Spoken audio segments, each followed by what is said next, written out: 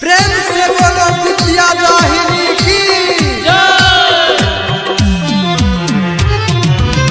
presented by Muskan Recording Studio. Singing by Dilip Garolia. दसमा कदेबे ओइ बेटी परीक्षा मैट्रिक पास कह रही है के मैया जी हे गई सतमा अठमा नवमा में नैया सबके पार गेलही के मैया मैया सतमा अठमा नवमा में नैया सबके पार गेलही के मैया जी हे गई दसमा देबे ओइ बेरी परीक्षा मैट्रिक पास कह रही है गे मैया जी हे गई दसमा कह देबे ओइ बेरी परीक्षा मैट्रिक पास कह रही है गे मैया जी प्रेम से बोलो हंसा वाली मैया की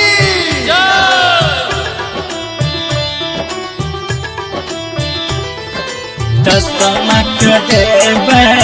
ओइ बेरी परीक्षा मैट्रिक पास कह रही है गे मैया जी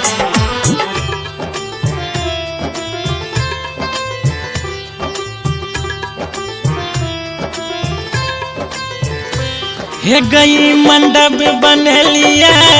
पंडाल सजलियो तो हर मूर्ति बैठलियो गे मैया मैया मंडप बनलिया पंडाल सजलियो तो हर मूर्ति बैठलियो गे मैया जी हे गे दसमी में वही बेर दिलिए परीक्षा मैट्रिक पास कह रही है गे मैया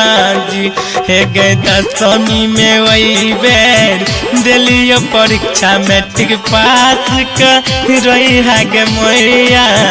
जी प्रेम से बोलिए सरस्वती मैया की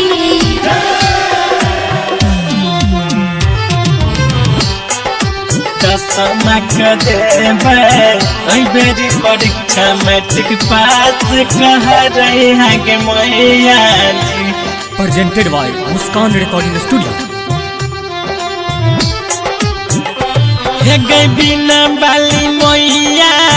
हम तो बाली मैया बिनती सुनले हमारा तू मैया जी बिना बाली मैया हम तो बाली मैया बिनती सुनले हमारा तू मैया जी हे गई दसमी में वही बेर दिलियो परीक्षा मैट्रिक पास कह रही है गे मैया